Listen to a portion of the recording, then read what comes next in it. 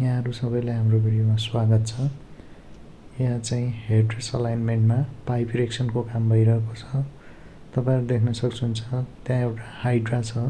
Hydra क्रेनले pipe lift गरेर त्यहाँ अलाइनमेन्टमा राख्दैछ र तल म्यान पावरहरु मिलेर त्यसलाई अलाइन गर्न प्रपर अलाइन गर्नको लागि लागिरहेका छन् र यतापट्टि यो फ्लसिङ भइरहेको छ। वेल्डिङ जोइन्टहरुको फ्लस गर्दैछ।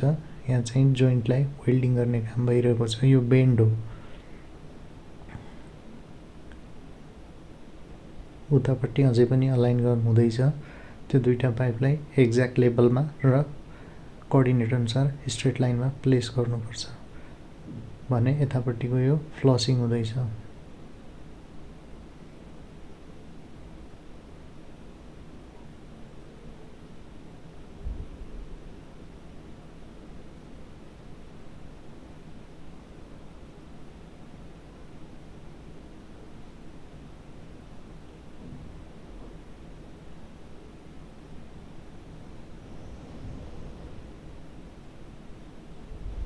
त्यहाँ अहिले चाहिँ लेभलमा आए जस्तो छ।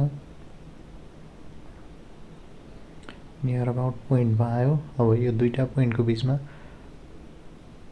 फिट अप गरिन्छ। यो भनेको टाँका मात्र हानिन्छ सुरुमा, पछि वेल्डिङ गर्दा त्यो टाँकालाई फालेर फेरि फुल वेल्डिङ गरिन्छ। यो चाहिँ क्लोज अप भ्यू देख्न सक्नुहुन्छ तपाई। अघिको पोइन्टको क्लोज अप भ्यू हो।